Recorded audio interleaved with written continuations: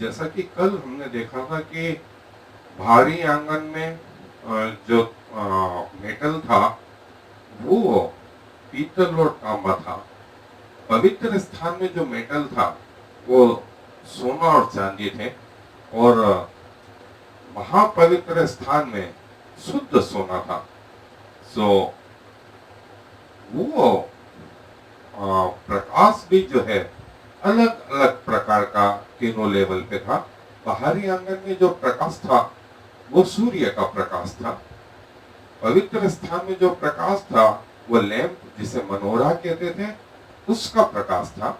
और जो महापवित्र स्थान में जो प्रकाश था वो जो है सकनिया ग्लोरी या परमेश्वर की महिमा जो दो करूबों के बीच में थी वो उससे प्रकाश होता था।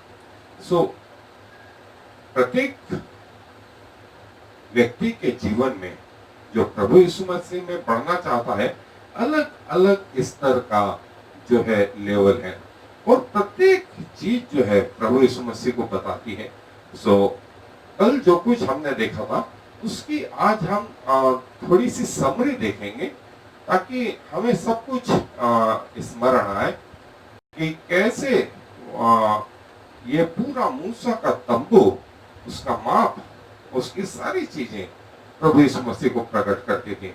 सो उसका भी हम आज एक हिस्सा देखेंगे, और कल हम ये देखेंगे कि परमेश्वर ने कहा कि 7 बाय 7 फुट, इतनी 1 बाय 1 फुट, 2.5 बाय 1.5 फुट या 2.5 बाय 2.5 का, ये जितने मेजरमेंट आए, ये मेजरमेंट भी जो है, नाप भी जो है प्रभु यीशु मसीह को बताते हैं। तो वो हम कल देखेंगे, लेकिन आज जो है हम वो फिर से संक्षेप में मूसा का तंबू, तो मैं किसी और का प्रकटीकरण नहीं, वो हमारे प्रभु यीशु मसीह का प्रकटीकरण था। इसलिए बार बार कहा गया कि मूसा जैसा तुझे दिखाया गया है वैसा बनाना, उसमें कुछ चेंज मत करना। और चेंज इसलिए नहीं करना क्योंकि वो प्रभु यीशु मसीह को बताता। सो वो क्या था, आए मेरे साथ में हम फिर से चलें। आज हम उसकी थोड़ी सी समरी देखेंगे जो कुछ अभी तक हमने देखा। सो जैसा कि हमने देखा कि मूसा का तंबू जो है वो हमारे प्रभु यीशु मसीह और चर्च को जो है इंगित करता है। और चर्च को इंगित करता है कैसे, वो हम देखेंगे कि मूसा का तंबू ही एकमात्र जगह थी जो है जहां पर परमेश्वर का जो है निवास स्थान था, और जो है परमेश्वर ने अपना नाम इस जगह रखा था। फिर ये वो जगह थी जहां पर आराधना होती थी, परमेश्वर की आराधना यहाँ से ग्रहण योग्य थी। तीसरी चीज जो थी वो परमेश्वर को जो प्रीस्टली मिनिस्ट्री थी वो यहाँ से एक्सेप्टेड थी, वो स्वीकार थी। और चौथी चीज, परमेश्वर ने अपना निवास स्थान इस जगह को बनाया था। सो यही चीज जो है नए नियम में जो है चर्च में हम देखते हैं, कलीसिया में वो जगह थी जहां पर परमेश्वर ने अपना नाम रखा था। ये वो जगह थी जहां से परमेश्वर को अपनी आराधना स्वीकार योग्य थी। ये वो जगह थी जहां से जो है प्रीस्टली मिनिस्ट्री जो है परमेश्वर को ग्रहण योग्य थी, और परमेश्वर स्वयं पवित्र आत्मा के रूप में इस जगह विद्यमान थे। और परमेश्वर की इच्छा ये है कि चर्च भी वैसे ही बने, बिल्डिंग नहीं, उसके अंदर के लोग वैसे बने जैसे परमेश्वर चाहता है, वैसे पवित्र बने, वैसे सिद्ध बने जैसा परमेश्वर चाहता है। और यदि वो कंडीशन पूरी हो गई, सो परमेश्वर की आशीष, परमेश्वर का निवास स्थान, परमेश्वर की आराधना, परमेश्वर का नाम उस चर्च में होगा। न सिर्फ ये एक सामूहिक चर्च की बात कही गई, लेकिन नए नियम में एक विश्वासी के शरीर को भी परमेश्वर ने अपना निवास स्थान बनाया। सो वो विश्वासी को भी चाहिए कि जो है अपने शरीरों को जीवित, पवित्र और परमेश्वर को भावता हुआ बलिदान करके चढ़ाए। और जैसा हमने कल भी देखा था कि जो मेटल यूज हुए थे, वो मेटल जो है परमेश्वर की महिमा बताते थे, वो अलग अलग लेवल को बताते थे। और बाहरी आंगन का जो महत्वपूर्ण मेटल था, धातु थी, वो तांबा था। और तांबा जो है वो तांबे पर ही जो है वो तंबू के जो पिलर थे वो खड़े हुए थे। और जो पीने थी वो भी तांबे की थी। और तांबा जो है पवित्र आत्मा और उनकी मिनिस्ट्री को बताता है। तांबा जो है जजमेंट को बताता है। और जो है तांबा जो है जिससे मूसा ने जो तंबू जंगल में खड़ा किया था वो भी तांबे का था। और जो दानियल नबी जिस भट्टी में डाले गए वो तांबे का प्रतीक था। और परमेश्वर ने कहा, यदि तुम मेरे आज्ञाओं के प्रति जो है संवेदनशील नहीं रहे और मेरी आज्ञाओं को नहीं माना, तो मैं आकाश को जो है तांबे जैसा कर दूंगा, कठोर कर दूंगा। और जो है तांबे के लिए जो है वो छुटकारे के लिए भी जो है तांबा दिया जाता था। सो हमारा जो आत्मिक जीवन है वो तांबे के जीवन से स्टार्ट होकर के जो है वो सोने और चांदी तक आ जाता है। दूसरा जो पवित्र स्थान का मेटल था वो चांदी और सोना दोनों थे। और जो है चांदी के सॉकेट जो थे वो पिलरों के लिए बनाए गए थे। और चांदी जो है वो छुटकारे का प्रतीक था। चांदी जो है वो टैक्स का भी प्रतीक था। और चांदी जो है ये बताती थी कि हमारा प्रभु यीशु मसीह जो है उसने हमारे छुटकारे के लिए अपने प्राण दिए। और आपको याद होगा कि यूसुफ को चांदी के सिक्कों के बदले उसके सगे भाइयों ने भेज दिया। और जो है प्रभु यीशु मसीह को भी जो है यहूदा ने जो है वो 30 चांदी के सिक्कों में जो है भेज दिया। सो चांदी जो है बाहरी आंगन में हमने देखा कि पीतल महत्वपूर्ण मेटल था। और फिर चांदी जो है वो पवित्र स्थान में और छुटकारे का प्रतीक। और इसके बाद में जो है सोना जो है वो हमारे प्रभु यीशु मसीह के दिव्यता को बताता है। सो फिर महापवित्र स्थान में जो सोना था वो शुद्ध सोना था। और सोना जो है वो उसके प्रभु के जो है आध्यात्मिक स्थिरता को और ये बताता है कि हमारा प्रभु राजाओं का राजा, वो सकनिया ग्लोरी को भी बताता था। और परमेश्वर के यह सत्य परमेश्वर से हमेशा जुड़ा हो। और आपको याद होगा कि सोना जो है प्रभु यीशु मसीह के जन्म के समय में भी जो है उनको चढ़ाया गया। सो ये 3 महत्वपूर्ण मेटल। सो आरंभ में जो हमारा जीवन आरंभ होता है वो तांबे से, फिर चांदी से और फिर सोने से। और जो है प्रभु यीशु मसीह के ये जो मेटल है वो हमारे प्रभु यीशु मसीह की कई चीजों को जो है प्रकट करते हैं। जैसे सोना जो है उनकी दिव्यता को, दैव्यता को प्रकट करता है। चांदी जैसा मैंने बताया छुटकारे का प्रतीक है और वाचा का प्रतीक है।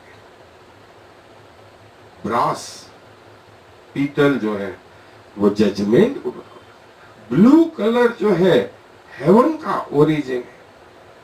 और बैंगनी रंग जो है वो राशि, वस्त्र राशि, किंगडम को बताता है। और जो है लाल रंग जो है वो क्रूस को बताता है। महीन सूक्ष्म जो है सनी का कपड़ा जो है वो धार्मिकता को और पाप रहित होने को, पवित्रता को बताता है। और जो है भेड़ के बाल जो है उनके अभिषेक को बताते हैं। और पाप मोचन के लिए जो बलिदान था उसको बताते हैं। जो बकरों की चमड़ी थी वो उनके बताते थे कि हमारे स्थान पर जो है किसी और का लहू बहाया गया है।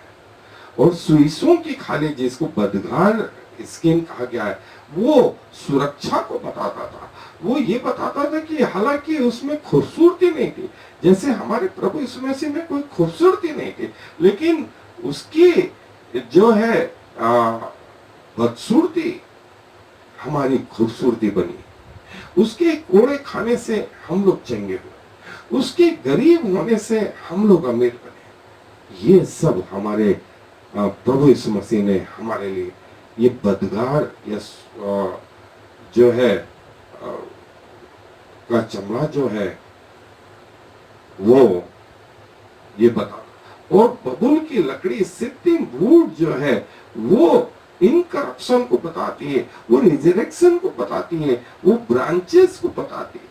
अभिषेक का तेल जो है वो प्रभु यीशु मसीह के अभिषेक को बताता है, वो उनकी मिनिस्ट्री को बताता है। और जो अंदर पवित्र स्थान में जो सुगंध द्रव्य चढ़ाए जाते थे वो पवित्र लोगों की प्रार्थनाएं बताता है। वो ये बताता है कि इंटरसेशन, परमेश्वर और मनुष्य के बीच में जो बिचवाई वाली स्थिति है उसको बताता है। और ये भी बताता है कि हम प्रभु के अनुग्रह के अंतर्गत हैं। और जो बहुमूल्य पत्थर थे वो प्रभु यीशु मसीह की महिमा को, उनके परफेक्शन को बताते थे। और ये बताते थे कि हमारा प्रभु परफेक्ट है। जो गेट थे, द्वार थे, वो प्रभु यीशु मसीह ने कहा कि द्वार मैं हूं, मेरे बिना तुम पिता तक पहुंच नहीं सकते। जो भी प्रवेश करेगा वो मेरे द्वारा प्रवेश करेगा। हमारा प्रभु यीशु मसीह जो है वो द्वार है। और जो बाहरी आंगन की जो तांबे की वेदी थी वो हमारे प्रभु यीशु मसीह के सेक्रीफाइस को बताती है। और वो सेक्रीफाइस ना सिर्फ ये वाली जो वेदी थी, ये जो तांबे की वेदी थी वो प्रभु यीशु मसीह के बलिदान को बताती थी। वो ये बताती थी कि जो बलिदान था, आम लोग तो भेड़ बकरी का बलिदान लाते थे, लेकिन प्रभु यीशु मसीह अपना खुद का बलिदान लेकर के आया। इसके बाद में लेवर जो है, ये पानी का जो पात्र है, वो शुद्धिकरण को बताता था, वो पवित्रता को बताता था, वो बपतिस्मे को बताता था। ये दूसरा चीज। तीसरी महत्वपूर्ण चीज थी, ये द्वार था। यहाँ पे जैसा हमने देखा कि परमेश्वर स्वयं द्वार है, प्रभु यीशु मसीह स्वयं द्वार है। और ये जो लैंप है पवित्र स्थान में, जिसको मनोहरा बोलते थे, ये पवित्र आत्मा के उजियाले को, पवित्र आत्मा के क्रॉस को, उनके अभिषेक को बताता था। और जो है ये बीच की जो वेदी थी, ये वेदी जो है ये बताती थी कि हमारा प्रभु यीशु मसीह महायाजक होकर के आया, हमारे लिए परमेश्वर पिता से निवेदन करता है और हमारा मध्यस्थ ठहरा। मतलब पिता परमेश्वर और हमारे बीच में मध्यस्थ जो है प्रभु यीशु मसीह है। और ये भेंट की रोटी, ये भेंट की टेबल जो है, ये प्रभु भोज को, प्रभु यीशु मसीह के लहू को, उनकी देह को और उसकी संगति को, उसकी एकता को बताती है जो कलीसिया के साथ आने वाली थी। महापवित्र स्थान में जो है ये वाचा का संदूक जो है वो ये बताता था कि प्रभु यीशु मसीह जो है हमारा जो है वो नियम है, वो कानून है। और प्रभु यीशु मसीह ने वो 10 आज्ञाएं प्रचार करी। प्रभु यीशु मसीह वो याजक थे, चुने हुए थे परमेश्वर की ओर से, जो हारून का जो लाठी थी वो प्रभु यीशु मसीह को भी बताती थी। तीसरी चीज थी उसके अंदर मन्ना रखा हुआ था। वो मन्ना ये बताता था कि वो स्वर्गीय रोटी जो है इजरायलियों ने जंगल में खाई, लेकिन वो स्वर्गीय रोटी खाने के बावजूद मर गए।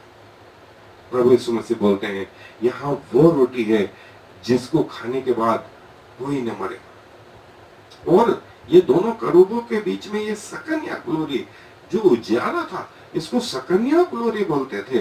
और ये सकन्या ग्लोरी जो है प्रभु यीशु मसीह के तेज को दिखाती थी। और एक बार हुआ भी ऐसा, जब वे पहाड़ पे गए तो प्रभु यीशु मसीह का रूपांतरण हुआ और प्रभु यीशु मसीह अपनी महिमा में आए। पतरस, याकूब और यूहन्ना, ये 3 व्यक्तियों ने प्रभु यीशु मसीह की उस महिमा को देखा, पिता को बात करते देखा, मूसा को देखा, एलिया को देखा, उन्होंने पहचाना ये कोई ग्लोरी कोई और नहीं, ये ग्लोरी सकन्या ग्लोरी। और प्रकाशित वाक्य में यूहन्ना जो है पहले अध्याय में बोलता है कि जिसे जो मुझसे बात कर रहा था, जब मैं उसको देखने के लिए पीछे मुड़ा तो मैंने सोने के 7 दीवटे देखे और उन दीवटों के बीच में मनुष्य के पुत्र सरीखा देखा। और उसकी महिमा ऐसा थी जैसे सूर्य कड़ी दोपहर में चमकता। उसके सिर के बाल श्वेत ऊन वरन काले के से उज्ज्वल थे। उसकी आंखें आग की ज्वाला थी। वो छाती पर सोनाला पटुका बांधे हुए था। वो ऊपर से नीचे तक श्वेत वस्त्र पहने हुए था। उसके पांव पीतल के थे। उसके दाहिने हाथ में जो है 7 तारे और उसके मुंह से चोखी 2-धारी तलवार निकलती थी। और उसके बोलने का शब्द ऐसा था जैसे समुद्र गरज रहा हो। और यूहन्ना बोलता है जब मैंने उसे देखा तो मैं उसके चरणों पे गिर पड़ा। तब उसने मुझसे कहा, नहीं देख, मैं प्रथम और अंतिम, मैं मर गया था और अब देख मैं युगानुयुग जीवता हूं। मृत्यु और अधोलोक की कुंजियां मेरे पास है। जिसे मैं दूं, जिसके लिए मैं द्वार खोलूं, उसको कोई बंद नहीं कर सकता, और जिसके लिए बंद करूं उसको कोई खोल नहीं सकता। ये वो सकन्या ग्लोरी थी। और जब सारी चीजें पूरी हो गई तो उस जगह जो है बादलों ने, परमेश्वर की महिमा ने पूरे तंबू को घेर लिया और मूसा भी उसमें प्रवेश न कर सका। और जो है इतनी पवित्रता थी, इतना भय था। सो जो है हम फिर से जो है यहां आकर के रुक रहे हैं और कल जो है हम वो देखेंगे कि जैसा मैंने कहा कि जो साइज थी, मेजरमेंट थे, वे भी प्रभु यीशु मसीह को प्रकट करते थे। वो कैसे करते थे वो कल देखेंगे। आज के लिए हम यहीं विश्राम ले रहे हैं। आए अपने आप को प्रभु के चरणों में सौंपे। इस बात के लिए धन्यवाद दें कि हमारा प्रभु जो है हम जैसे लोगों के लिए इस पृथ्वी पे आया, हमारे जैसा जिया, एक दाग भी उसके जीवन में नहीं था और पूरी पवित्रता के साथ वो उस पे गया और उसके लहू बहाए जाने से हमारे पाप क्षमा हुए। और वो तीसरे दिन जब मरे हुओं में से जी उठा तो उसने मौत का खुल्लम खुल्ला तमाशा बना दिया और वो स्वर्ग पर चला गया। पिता परमेश्वर के दाहिने हाथ आज भी विराजमान है, हमारे लिए निवेदन करता है, हमारे लिए विनती करता है और फिर से आने वाला है। जो हमें तैयारी का जीवन दिया है, वो शायद आज भी हो जाए, वो कल हो जाए, वो आने वाला समय हो जाए। हमें तैयार रहना है। आए दुआ करें। प्रभु जी धन्यवाद देते हैं कि आप मुझ जैसे व्यक्ति पर अपनी दया करते, मुझे प्यार करते। दुनिया में आपने कहा कि एक दूध पिलाती माँ अपने बच्चे को भूल जाए तो भूल जाए, लेकिन मैं तुम्हें न भूलूंगा न तुम्हें त्यागूंगा। सो प्रभु जीते जी आपने हमें यह सौभाग्य दिया कि हम उद्धार का अनुभव करें। आपने अपने लोगों को मोक्ष दिया, आपने अपने लोगों को साल्वेशन दिया। प्रभु ये कथा कहानियां नहीं, परंतु वास्तविकता है जिसके हम गवाह हैं। धन्यवाद प्रभु एक बार फिर से आपके भव्य योजनाओं के लिए। इस बात के लिए अपने आप को धन्य मानते हैं कि आप हमारे कान खोलते हैं कि हम आपकी वाणी को सुने, आप हमारी आत्मिक आंखें खोलते हैं कि हम आपको निहार सकें, आप हमारे मन को खोलते हैं कि हम आपको समझ सकें। प्रभु आपके चरणों में आते अपने आप को समर्पित कर एक बार फिर से प्रभु जो बाहरी आंगन वाला जीवन है वो जो है सोने में जो है वो महापवित्र स्थान वाले जीवन में कन्वर्ट हो। हम सिद्ध बने, हम पवित्र बने जैसा कि आपकी अपेक्षा है। प्रभु आप हमारी सहायता करें, हमारी मदद करें। एक बार फिर से प्रभु अपने लोगों को आपके हाथों में समर्पित करते हुए इस विनती को प्रभु यीशु मसीह के नाम से मांग लेते हैं। आमीन और फिर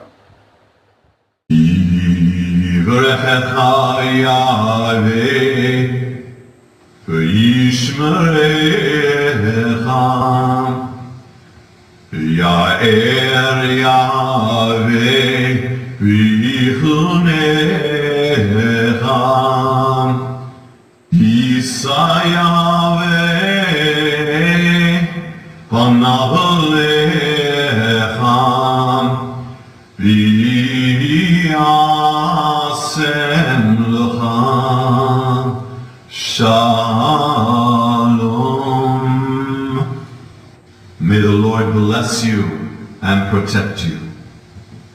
May the Lord smile on you and be gracious to you.